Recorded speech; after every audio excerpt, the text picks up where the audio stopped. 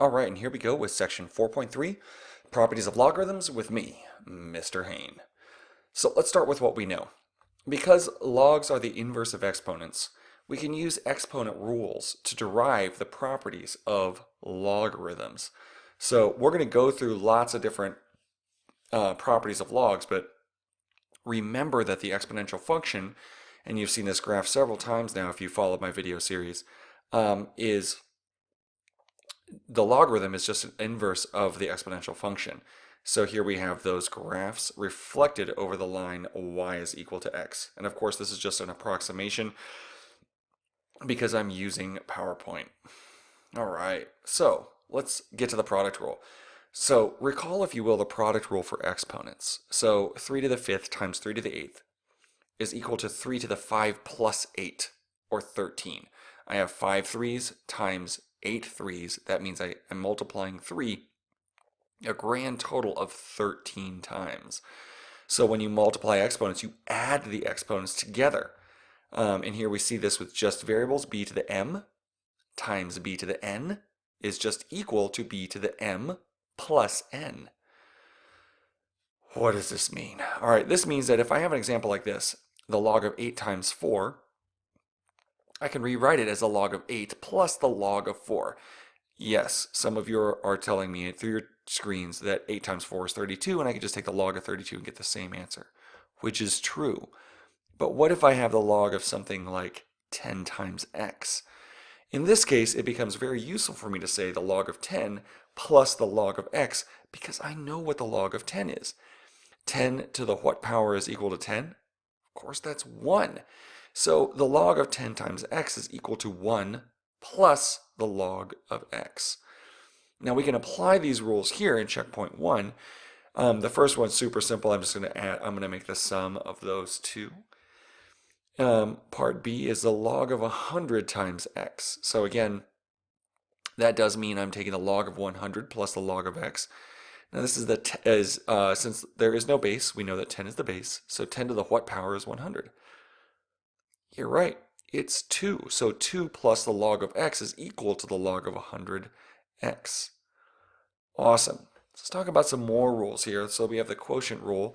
Recall, if you will, if I am dividing exponents, that really what I'm doing is subtracting those exponents.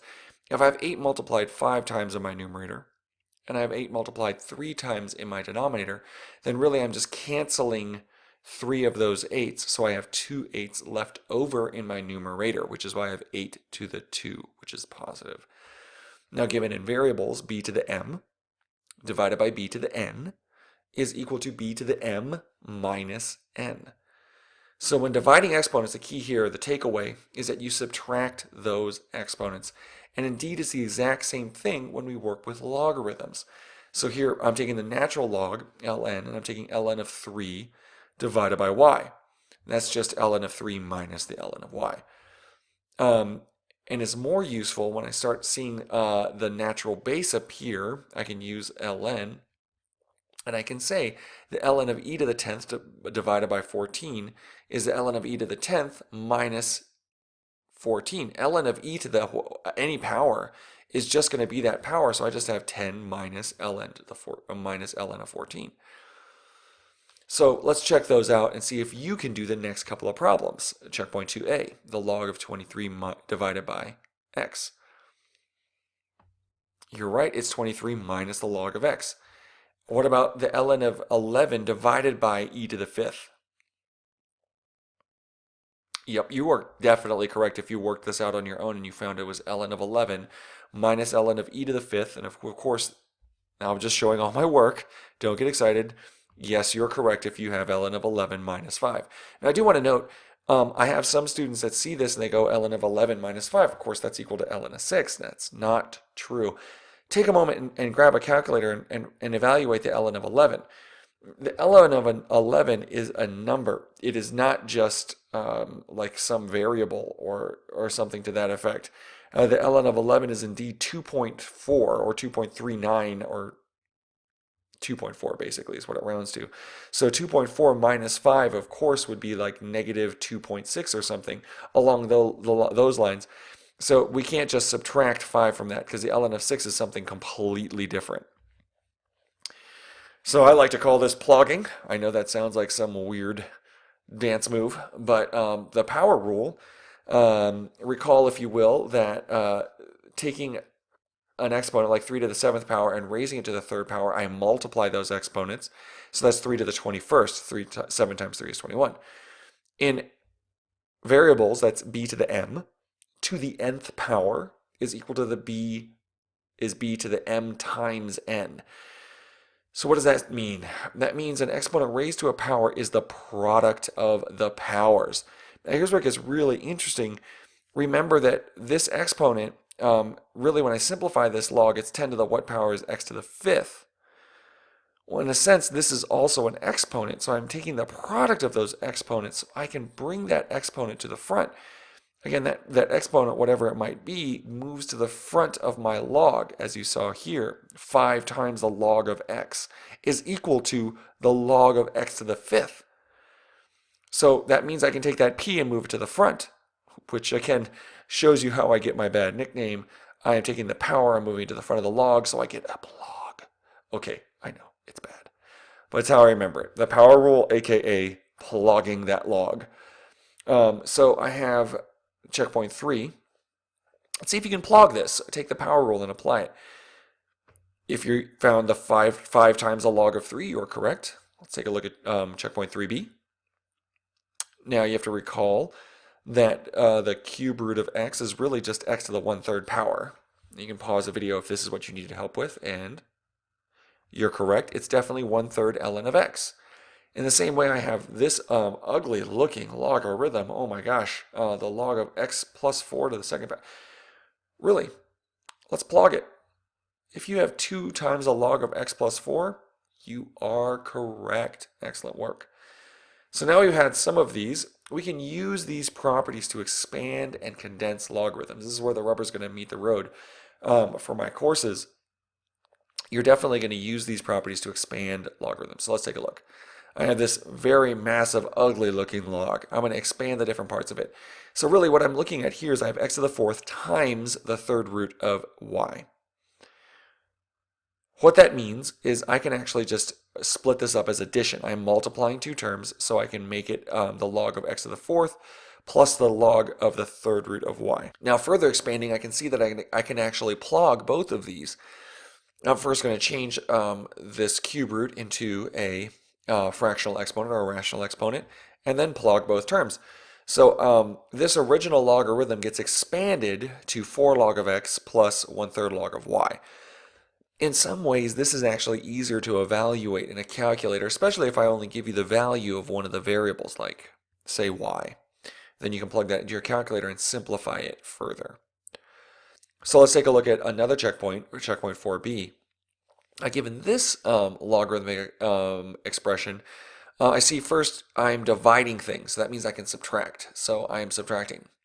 So I have the numerator, the 5 log of the square root of x, minus the denominator, which if I look closely, it's 25 times y to the 3rd power. Now this is a product, so I can subtract. I also plugged this. The square root is the half power, so I already plugged the first part here. But I'm subtracting the quantity, and this is important. I'm subtracting the quantity that I had here. And I can actually use the power rule. I see that here I just have 25 is 5 squared. So using the properties of logarithms, I can see that I have 5 log of 5 squared, and I know that that is just 2. I've plugged this 3 to the front of the second term in my parentheses, and I can just distribute the negative. So, of course, this becomes 2, so negative times positive 2 is negative 2, and negative times this quantity here is negative 3 times the 5 log of y. So here's my fully expanded logarithm for checkpoint 4b. So we can also work these properties in reverse. Now the important thing to see and to realize is that I must have the coefficient of every logarithm be 1 before I put them together, which in a way is reverse plog rule or reverse power rule. You'll see this in a moment. So to put these together, I'm going to start out real simple. The log of 25 plus the log of 4. Now if I'm adding, that must mean that I can condense them to a multiplication problem. Now, wait a second. I know that 25 times 4, 4 quarters make 100 cents. So I know what this is. What's the 10 log of 100? 10 to the what power equals 100? It's 2. All right, so let's use a slightly more complicated one. I have the log of the quantity 7x plus 6 minus the log of x. If this is a subtraction, I know that really I can rewrite this as a fraction with this term, what I'm taking the log of, in my denominator. Now, this is really important. I can't go any further. I can't cancel this x. I can't do anything else, so that's my answer. Get excited. So those are some easy examples. Let's get to advanced condensing of logarithms. So this is going to be a little bit more work. Now remember, in the lead into this condensing of logarithms, I spoke about making sure that the coefficient of each log is 1. So I have to reverse power rule each of these logarithmic portions. So I'm going to take the 2 and make it an exponent again, and the 1/3 and make it an exponent again. And of course I can rewrite that as a cube root.